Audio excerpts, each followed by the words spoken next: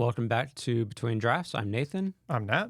and today we're going to talk about how the heck we go about actually pursuing writing as a career and what that has taken us to do outside of writing to make money, to be able to do the writing before the writing starts to make money. How do you afford to go after one of the slowest to develop careers in the world unless you get extremely lucky? Yeah, this is not a B2B business. This is a business where you're trying to sell things for between $3 and roughly 30 and make a living off of it. And that requires moving a ton of units. Yeah. And also hyper-competitive industry. I saw this stat, something like 2 million new books get published each year. I can't believe that's right. I guess if you're counting every self-published book on Amazon, then I wouldn't be shocked if it could be right. It's a lot of ISBNs. Even if it's just 1 million, I mean, it's still the same thing. Yeah. And if you think about how many books get sold each year, there's a finite number of people who can make a good living off of it. Right. Did you see that article that was basically making the argument that you're more likely to become a billionaire than an author making, I want to say she said 6 figures. Sweet. I'm so glad we picked this career I know, path. right? She was doing the math on how many of those deals get given out per year from the big publishers. I didn't realize how few it was. It's really low. And so, that makes it such a hard career to go after because, I mean, you think about like an entry-level publishing contract that you might get. If it's $30K for 3 books, you're getting that over probably 6 or 7 years. Yeah. And so you're making $5K a year.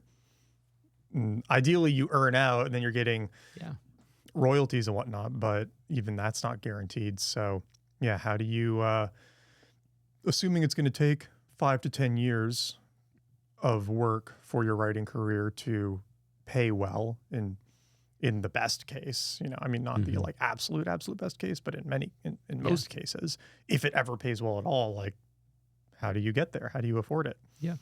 And I feel like we've both had different approaches to this, and I've heard a lot of other approaches from other people and different types of success stories. And I think they're nice to highlight because there are a lot of ways to think about going after this. Yeah. For me, the first book I wrote, I did it at the tail end of college and then when I started working. So that was a very different place than I'm at now. Yeah. But there was something nice about the college part was easy because it was my final semester and I didn't have a lot to do other than hang out with friends at that point. The working part was hard because I was working 65, 70 hours a week. Some travel in there and all that stuff. But it was nice because I knew the time that I had free, I would do 3 things with it. Either hang out with Elizabeth, exercise, or write. And I was super focused on those 3 things. And I pretty much did nothing else.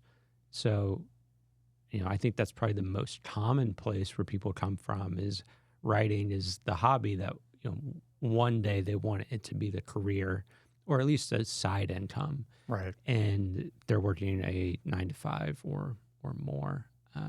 It's very doable. I didn't have kids at the time, which I don't have kids now either, but it does make it more challenging. I feel like that would make it more challenging. Yeah.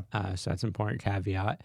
But it was something I really enjoyed doing on airplanes at night. I also write best at night anyway, which is a bad feature of mine now. When I have, because it keeps you up, or if I can write from 9 to 11 in the morning, I should do that. Yeah. But I much prefer to write from 10 to midnight. Cool. Not great. But I think that for me, it was figuring out what those few things outside of work were, and then how do I build that into a routine and do that at least like 3 days a week. Yeah. So when you were doing the nights and weekends strategy, did you have a set schedule for it?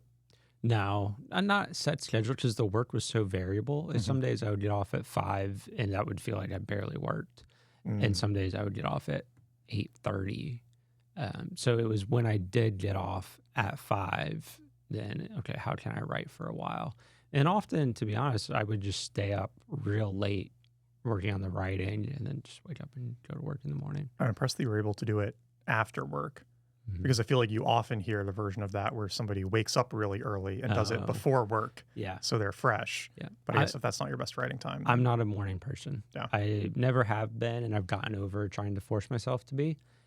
So if I was to wake up at like 4:30 and write, I think I'd probably write the worst book of all time. It's kind of I have a hard is time what it writing is. well that early too. I mean, Yeah. my best time is definitely at like 9 a.m. Oh yeah. It's like once noon and lunch and everything hits, I'm much less productive with writing, I find. Yeah. Um, so how are you doing it now then, this book? So now it's very different because with running my own different things, I have like 3 or 4 different revenue streams basically. Got a great paid newsletter now. Yeah, and Keep that's seeing those numbers pop up on LinkedIn. yeah, that's going better than I expected. Almost 500 folks are It's awesome. paid subscribers now, which is pretty awesome. And I'm just really focused on getting them great guests like Yeah. yourself. Thanks for coming on. Yeah, and making that worth their $5 to $10 a month. But before that, it was brand sponsorships to the newsletter. Basically 3 main ones. One, clients, so anybody who would hire me to write for them. That would often be on a monthly retainer, Twitter, LinkedIn, newsletter, type of stuff that I'm already doing for myself. So it's a pretty easy sell. And that's almost all ghostwriting for B2B founders. Often in fintech, because when I was in consulting, it was in the finance space. So I can speak that language in a way that a lot of writers cannot. Cool. And I found that's a great place to be because the pricing power is better. I think this speaks to an unfortunate truth that I've found is it is way easier to sell 1 or 2 people $4,000, $5,000, $6,000, $7,000 a month writing packages than it is to sell 3,000 people a $15 book. It's way easier. Way easier. Yeah. Which is, I think it's unfortunate, but I also think it's true. So I don't fight that. So to make a living, the clients are a big part of it. And you actually, when I was running a really thinking about growing the content marketing agency, you actually gave me great advice. You were like, if you sold this in 2 or 3 years, what would you do? And I was like, I'd write books. And that's when I was like, okay, I should not try to scale that because that would require, again, the 60, 70 hours a week. But I can run a small one where it's just me and maybe a couple of freelancers here and there at a really reasonable hours per week. Yeah. I mean, that was the mistake. I guess I wouldn't completely call it a mistake, but that was something that I learned when I was doing a lot more marketing consulting was, I had a similar setup where I started off independently consulting, doing like search engine optimization and content marketing. And I could have 2 or 3 clients and charge them 6 to 8K a month, which was, that's a great income. Especially if you're 26. Yeah. I mean, I think I was 23 and had no expenses. It was just like, oh, cool, this is awesome. But then once I started scaling it and hiring people, it took more time and more energy and all of these things, but I wasn't making much more money. Yeah. That's the crazy thing, because if you can run a 90% margin business at 20 to 30,000 a month, even 10,000 a month, versus a 20% margin business at 70,000 a month is pretty similar. Oh yeah. Well, and there's this idea that I always find really helpful where like, area grows by a square, but volume grows by a cube. So like, as an entity, like a business gets bigger, right? The surface area is only increasing a certain amount, but the like volume inside of it is increasing at like an increasing rate. And so there's all this other like connective tissue that has to be added to support like the growing reach of the business. And so you don't just have like the direct hands-on people anymore. Now you have like HR and finance, like all these things within it, like just adding layers of complication.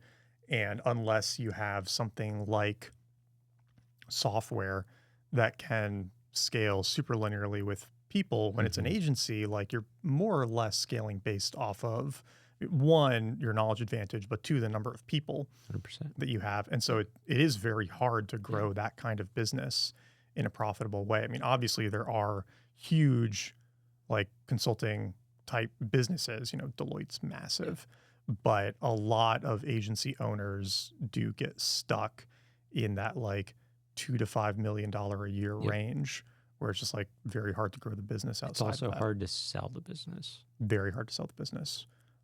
Actually, Growth Machine just sold last year. Oh, So that was kind of cool. That's great. Yeah.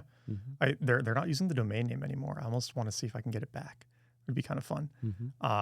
But yeah, I mean, for me, oh, actually, I had another funny anecdote on the like nights and weekends thing. There's another version of this that I have her because you mentioned kids, where there's a number of these great stories of like stay-at-home moms starting to write books in their free time. So they just like make some progress on it when their kids are napping, or they get up a little bit early, or they stay up a little bit late, they get the book done, and they're like not working otherwise. Their husband's working, but then she finishes the book and it takes off, and now she's the breadwinner. And like, that's great. I love those stories, because it's like, yeah, you found the time to squeeze it in, and then like her career totally takes off from that. Probably around the same time the kids are getting old enough to be a little bit more self-sufficient. True.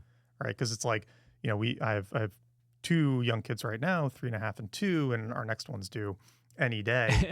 And real like, soon. literally Saturday, literally in 2 days. Yeah. So, TBD how close to that we hit. But there is this funny thing where like, and my wife and I have, this isn't just like the dad talking, right? It's like with a newborn, there is a decent amount of downtime where they're just like napping. They can't do a lot. Yeah, they can't do a lot. And so you do end up getting these like pockets where you can do things. And that doesn't work for most jobs, because you have to be responsive. You have to be like in an office. You can't be doing most things on a newborn schedule, but you can write. It's not going to be your best writing. You're going to be a little sleep deprived, and you're going to be kicked out of flow a lot, but a couple hundred words here, a couple hundred words there. Yeah. It turns into a book eventually. Yeah. Which is pretty cool. I also think you can be intentional about what you're writing and how many words it requires. The first book I wrote, I think it was like 83,000 words. Cool. So not a huge epic fantasy kind of thing. And there's no like, at least I didn't think there's a great way to do balance when it came to doing that. Because if I wanted to get it done in a reasonable amount of time, then I was just going to have to work a lot. Because I'm not the fastest writer in the world. And so it was just going to take hours on top of what I was already doing. A lot of hours, yeah. Yeah. One thing I've noticed myself doing, and I think other people do this too, is not writing unless it's their best time for writing, or like their best conditions or whatnot, where I'll be like, oh, I don't have 2 hours to really get into it, so I'm not even going to start. And I've been trying to get out of that habit, because even if you have 20 minutes and you can hop in and think about it a little bit and get 100 words down or something, like it's still valuable. Yeah. And it might kick your brain into gear. When you're not writing, sometimes you still are thinking about it. Totally. And making progress. Cal Newport talks about this actually in Deep Work, where like deep work is known for the whole, like, you need 3 to 4 hours of uninterrupted large chunk time to really focus on your biggest and most important thing. But there are actually other chapters in the book that people forget about like other deep work styles. And one of the examples he gives is, I think it's Walter Isaacson, the biographer, who doesn't keep a set writing schedule. He just goes about his day, and then he'll occasionally feel a little bit of a pull.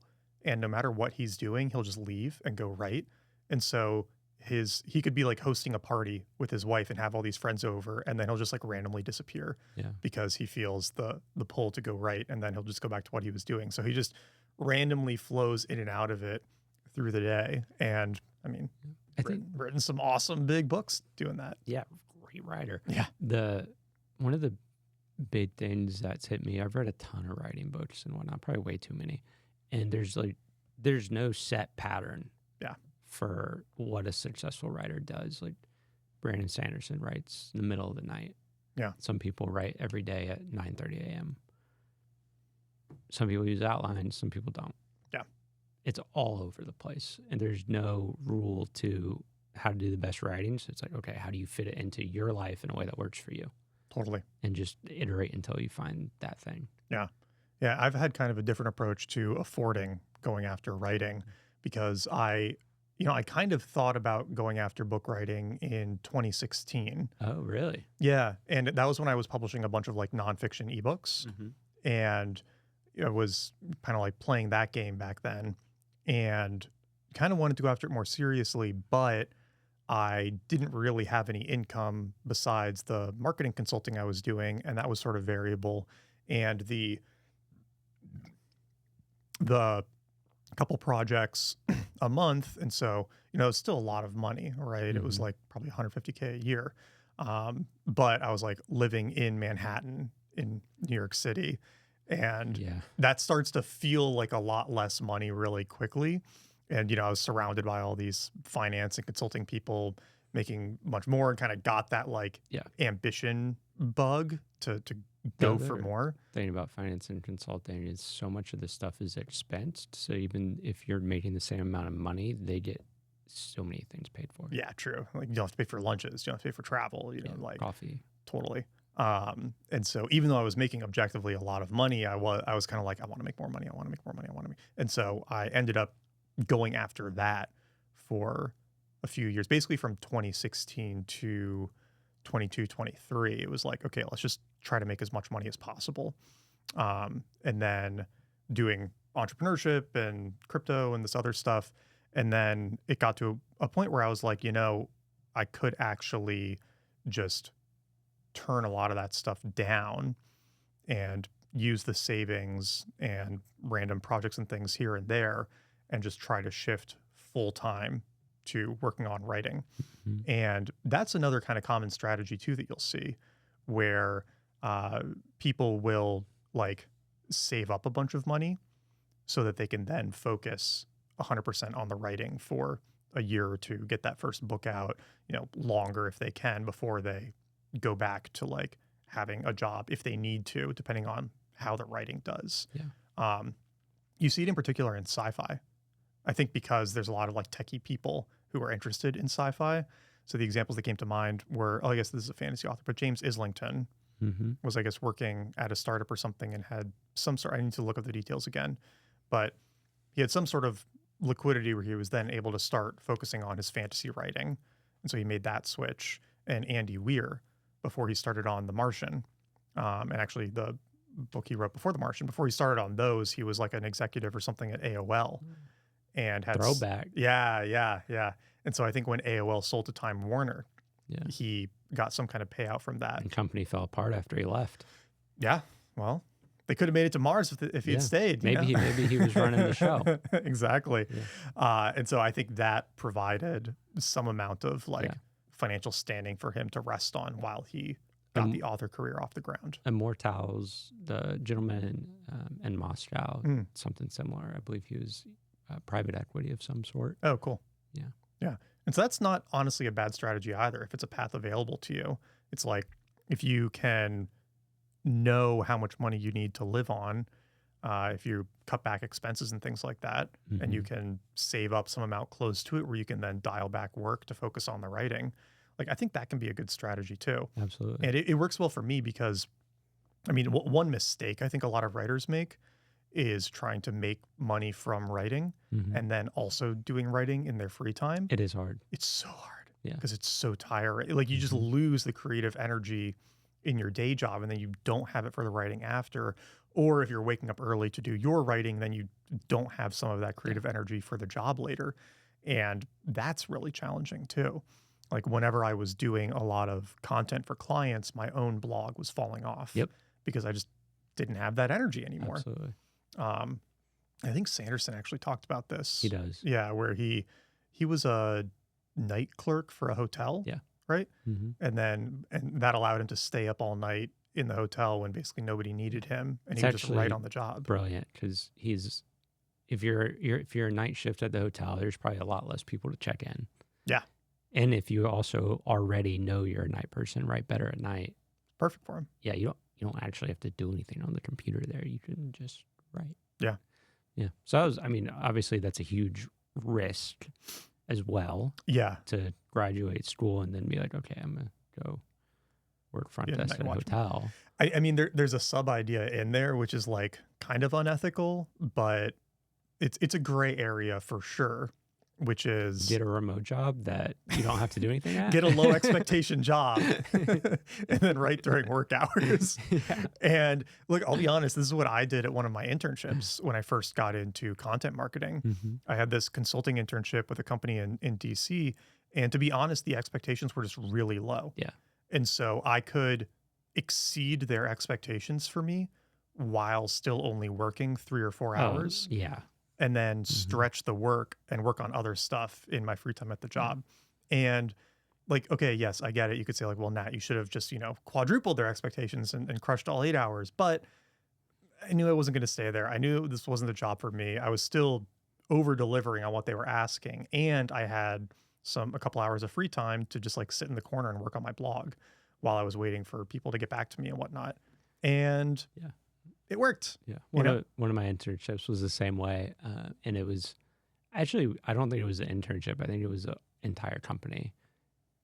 You didn't have to work hard at all to do what was expected. And you had to work like, I would say, a below average amount to exceed expectations. Yeah. It was crazy. It's kind of amazing how many companies that I was you like, can get away with that. Is this actually corporate America? Like, really? Yeah. And then I went in consulting and I was like, okay, damn, there are some people who work really hard. Yep. So I saw both sides of that coin for sure. But I mean, to your point, I think that, that's pretty legit. And it's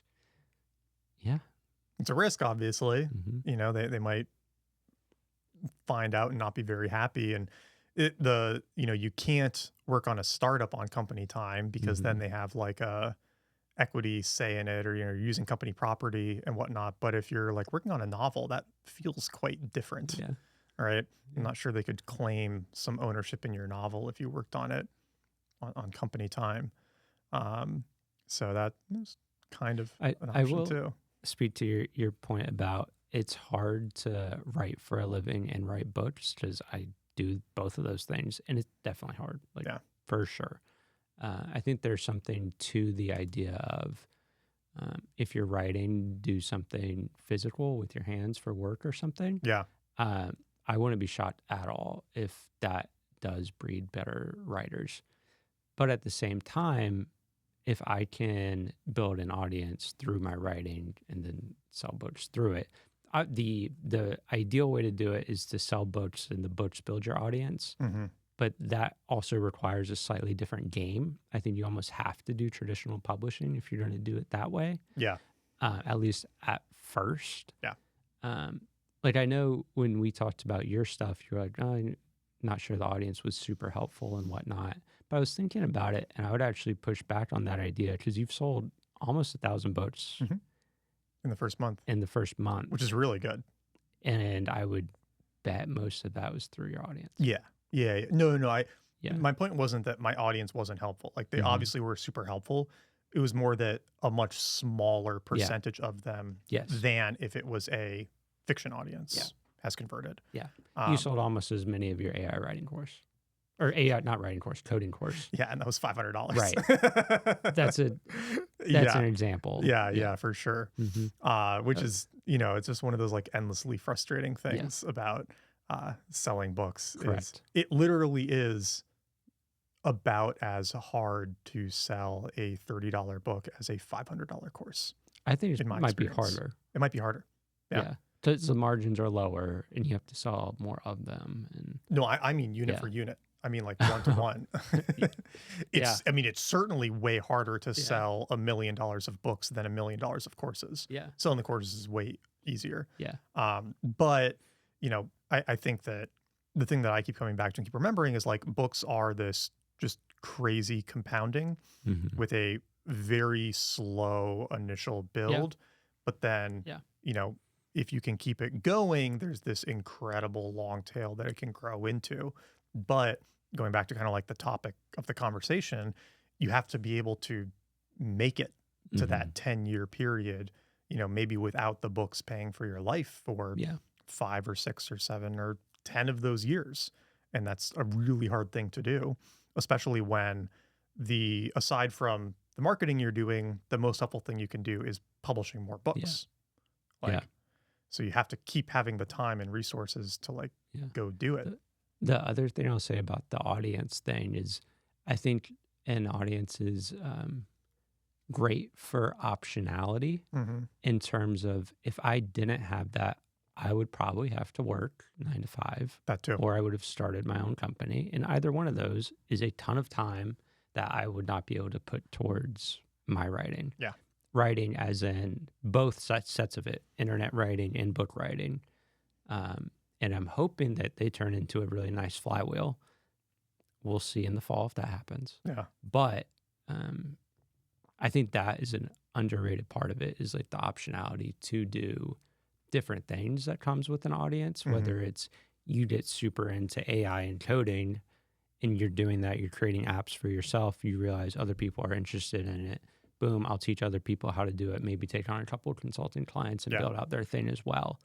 That turns into a year's worth of income because you are writing about it on Twitter. Yeah. And it's a year's worth of writing that you've pretty much bought yourself. Right. I mean, that's actually, I think there's a really good strategy in there, which is if you can get good at a skill, which you can do as a consultant or freelancer for a partial work week that can cover your bills, like that's actually a way better work strategy than a 9 to 5, in the sense that, yeah, you'll probably make a little less money, but you're going to have a lot more free time. And that lets you control your schedule a little bit better. Yeah. It's like I actually have a couple consulting clients now, which I haven't done in a long time, but it was just a couple opportunities came up that were really exciting to go in and help them with like AI implementations for like improving their operations, basically, which is just fun for me. It's like I do it in my free time. And yeah, it's like that covers some of the expenses. And so it keeps extending the runway where I can focus on the writing. And that's really nice to have too. The other good strategy here is to like marry somebody who makes good money too. There you go. It's kind of like the stay-at-home mom thing that I mentioned earlier. It's like, okay, yeah, if your partner can cover the expenses for a while you get your writing off the ground, then ideally you can retire them at some point and you can kind of like take turns, right? Like it definitely helps that Cosette works, right? Yeah. And so, having a partner can definitely make a difference too. Yeah. And somebody who's just is supportive of you going after a career that most would say is not the most financially responsible decision. Arguably one of the least financially responsible decisions. Exactly. Yeah. Until it works. Until it works. It's from what I can tell, it's very much a power law game. Yeah. The making money through books. There's a lot of things. A lot of almost any entrepreneurial thing. I think there's just a lot less. There's a lot of people doing, entrepreneurship, building SaaS or B2B tools or whatever, where you're making that like, low mid 6-figure income, which is a great outcome. But there's a lot more of those people than there are authors making that income for sure. Yeah, the median would be 15-20% of that probably. Probably less. I'm sure probably the median is probably like under $1,000 a year. Probably, you're definitely right. Yeah, the average would be higher, but yes, that's kind of wild. And then I guess the other one, the obvious one is, you keep trying in your free time until you get the great book deal. Yeah. Right. It's like the Crypto Confidential deal gave me a lot more confidence to stop doing other work for a while and just focus on that because it was such a good deal. That is an interesting thing. Would you recommend if somebody was just trying to make money on the writing, fiction or nonfiction? You've done both. If your goal was to have the highest chance of having highest chance of having a good income, like 150 to 250 a year, nonfiction. Yeah, I agree. if you want to try to be the next billionaire author, fiction. I agree. I think that seems to be how it breaks out. I think nonfiction has a much clearer path to success. Yeah. And nonfiction has a thicker middle. Mm. There's a lot of people getting a 100, 150K book deal every year or two and kind of doing that somewhat consistently, but they're not getting the crazy, Atomic Habits or Harry Potter outcomes. Yeah.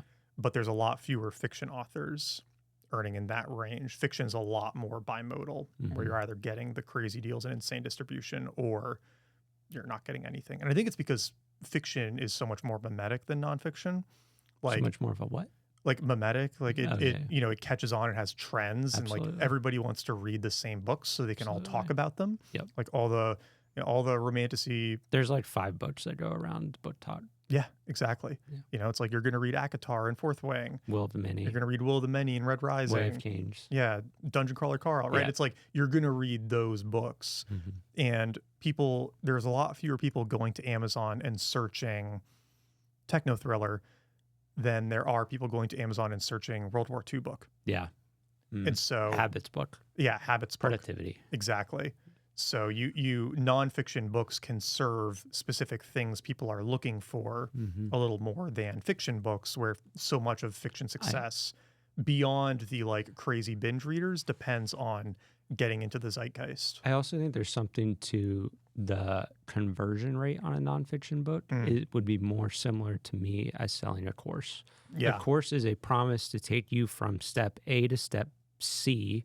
Step, the in between being the course is step B, and is that transformation worth a couple $100 to you? Yeah, that is the sales pitch for you. Okay, you've heard about AI coding, you have ideas for apps.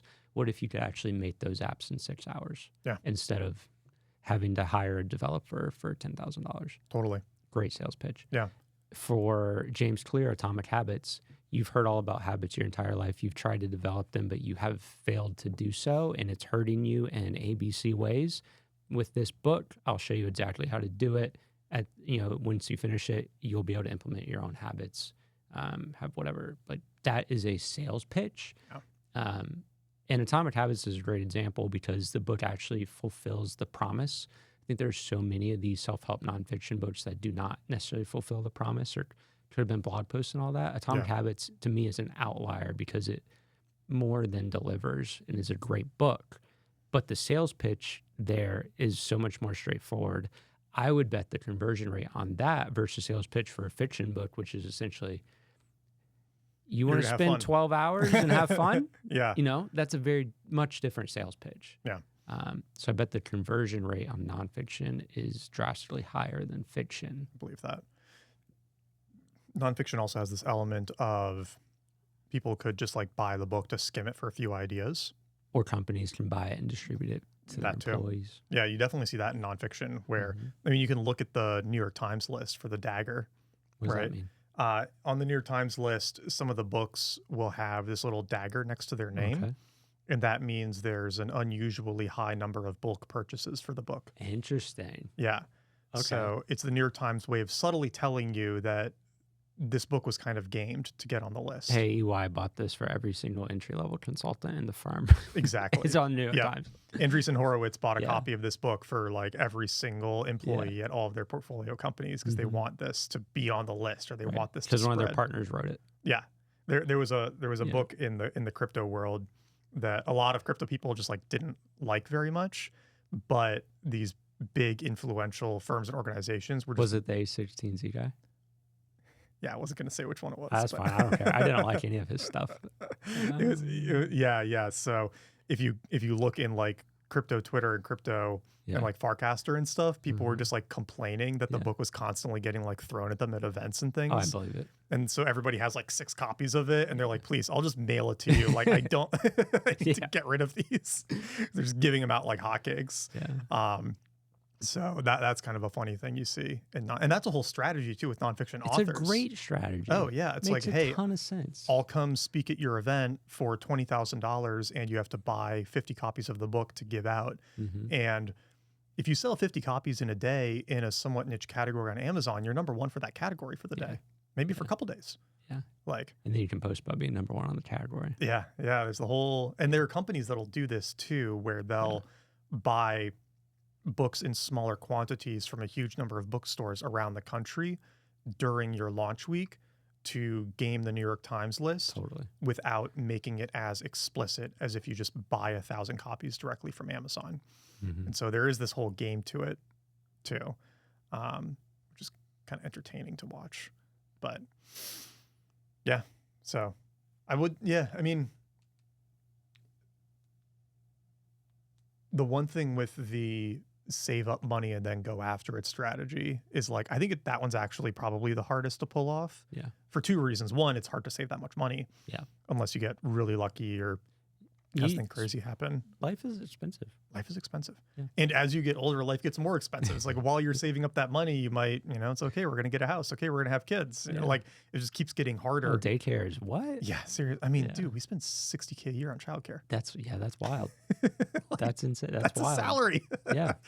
I mean, it's expensive. And you can't even deduct that from your taxes or anything, can you? No. Yeah. I looked into like, okay, could I hire our nanny in my life as an employee? As an employee of my accountant was just like, you're gonna get audited. Like, don't do that. Like, if the IRS is listening, I did not do it. It was he was like, people get. Like, we are not recommending this as a strategy as a writer. Yeah, not a good strategy. It's like, okay, fine. Yeah. So and the other problem with that strategy is it's like, it's so easy to keep putting it off another year, another year. And every year you delay starting is another year you're losing of getting closer to the takeoff point. Yeah. Right. It's like taking an extra year or two to publish your book isn't just taking that extra year or two. That also means it's going to be 2 more years in the future before things possibly work out. And so, I think there is an argument to be made for like, even if you're pursuing that strategy, like still start in the meantime. There's one more thing I want to hit on that I've seen in myself and other people who want to write for a living. And it's getting married to the first book you write. I spent, so much time after work working on that first book, sent it to a ton of agents, and it was so tempting to just go back and rewrite that over and over and over again and go through that same process. And I think one of the best things I ever did was move on and take the lessons from that book and apply them to another one. Yeah. And do that again. Yeah. Because a lot of, I think, book stuff is about his friend Will Anderson, who's a senior editor at Penguin Random House on the nonfiction side. And in nonfiction, he says that there's 3 things to a book success. 1 is concept, so what the idea behind the book is.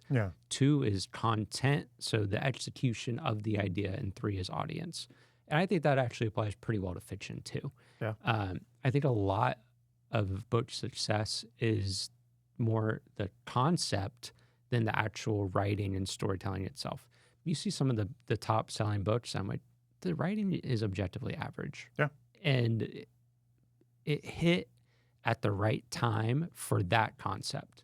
So if the concept is excellent, then you have, I think, a good chance, even if the writing is average. But also at the same time, if that concept is bad and your writing is great, you've revised this 7 times and the prose is just spectacular, but the concept doesn't hit for whatever reason, then, okay, take those lessons learned, move on, and take your excellent prose to the next concept. And that's a really hard thing to do. And to your point, can take years of just rewriting things. Yeah, I mean, I think it is really helpful to keep in mind just how many books most people write before they have a successful one. Yeah. It's like, sure, there are the unusual cases like Patrick Rothfuss. Rowling. Right? Yeah. Or who? J.K. Rowling. J.K. Rowling, yeah. Where it's like, okay, that, as far as I know, those were their first books that they wrote. But it's much more common that somebody writes 1, 2, 3, 4, scraps all of them before one of them works out. It's like, Sanderson, it took 7 books. Pierce Brown, it took 7 books. Like, so many people, you end up tossing a ton before you have one that hits. Yeah. I did the same thing with the first book that I wrote, or the first fiction book I wrote, Husk. It's like, Yeah. tossed it, started over. And that was great. That was way better than trying to revise it to improve it. And actually, there was half of one that I scrapped before that too, that I got 20 or 30,000 words into. Because at a certain point, it is going to make a better product to just start over and try again than to try to like fix something that isn't quite right from the get-go. But that is hard if you're very married to that book working. There was another idea in there that I was thinking about while you were talking. But now I've lost it. Must not have been that good of an idea. Oh, it was good though. It was That's good. the frustrating thing. And I was like trying to hold on to both ideas. It's like I want to make sure I touch on both of these. Yeah. What was the end of what you were saying? You can have great concept and poor. Oh yes. I feel like that's what happened with Crypto Confidential, kind of. What do you mean? Where like I think the writing was really strong, but the concept just wasn't that appealing. I think where like it was a timely topic. Yeah, but like compared to other crypto books that might be more explicitly like, here's how to make money in crypto. Yeah. Right. Like that concept gets a lot more interested buyers rather than here's a story about being in and like, and a more explicit, like, here's how to understand crypto. Like that concept might get more play too. I think narrative nonfiction is tough. It's really tough because you don't have as much of like I was talking about the Atomic Habits sales pitch. You don't have that in narrative nonfiction. Yeah. But something like Psychology of Money or whatever, like the only huge narrative nonfiction I can think of outside, there are some like biographies and things like this. Memoirs are big. But even those, it's hard for them to really blow up like a self-help. They only blow nonfiction. up if it's like a big celebrity or it's an unusually good story. When Breath Becomes Air. Oh, that's the exact example I was just thinking of. Insane book. So good. Yeah. But yeah, that's one of the rare narrative nonfictions that reaches those heights. Yes. Where the self-help style, I think it's much more likely and just easy to sell them. Yeah. I should just take the crypto explainer elements and write another book. That's like, here's how to understand crypto. Yeah, I think it's your Hard Things article. That could be a good book. That would be a good book. I think that could be a really good book. It's too many books. It's a lot. Yeah, I think that one would be valuable to a lot of people. Yeah, a slightly healthier take on it than like a David Goggins. Yeah. How we doing? Oh shoot, we're almost at time. Quick updates. Anything on your end? I talked to my book editor and should get them this week. I feel like I've said that a bunch of times. But I actually spoke on the phone, and I'm really excited for that. Great. Getting anxious to see it. But yeah, he's really good, and I'm excited to see what he comes back with. Anything new on the novella? Just kind of putzing away. Cool. Yeah. I got my novella off to Scribe this week. Oh shoot. Yeah.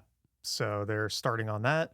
Going to use same cover designer, same layout person. I thought those were outstanding. Yeah, so good. I love the design for Husk. So very excited to get similar thing going for the novella, and should start to get bits of that back. And we're going to target about a 4-month timeline. Yeah. So that puts me in like mid-October. Yeah. Which is pretty close to, I mean, that's only 5 months after Husk came out. Like that's pretty sick. Yeah. And so we're starting on that. And then I'm about 80K words into Husk 2 now. Very nice. So moving along there. That's dope. Yeah. What my cover designer starts fun. soon. So that'll cool. be good. That'll be really fun. Yeah. Yeah. I'm glad you said that. I owe him an email.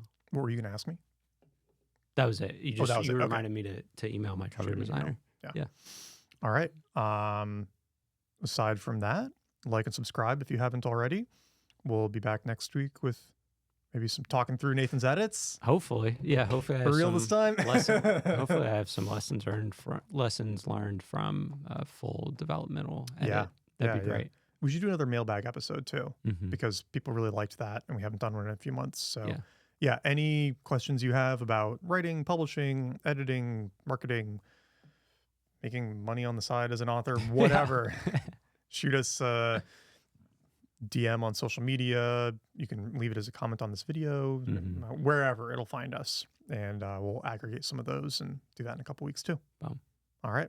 Thanks, everyone.